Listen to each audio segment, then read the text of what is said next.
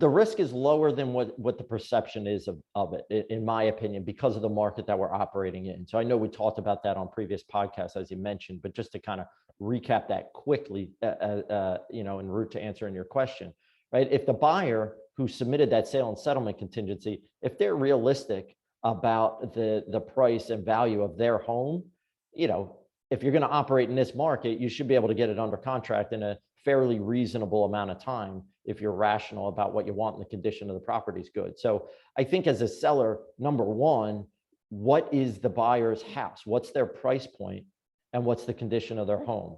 And that will help you find out how much risk you have. If the buyer is selling their home and their home is in a luxury market, well, we have quite a few pockets now in the greater Philadelphia area where that higher end price is not as strong as some of the other markets.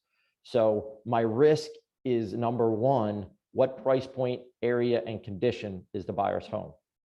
Number two, when can I get out of the deal? How long am I giving the buyer the ability to get their house under contract? So as a seller, if I accept a sale and settlement contingency, usually there's an amount of time that the buyer has to get their current house under contract. And I would want that timeline to be very short if I'm talking about November, right? Because if I do have to go back on the market, I want to be able to get back on the market sooner rather than later for all the things that we're talking about. Right now, some of the stats are showing that the market is eroding. Again, that's not to say that it's a bad market as a seller. It's not at all. We have crazy amount of low inventory, and affordability. So there's still a lot, it's still a very strong market for a seller. Let's just put it that way, but it's not as strong as it was.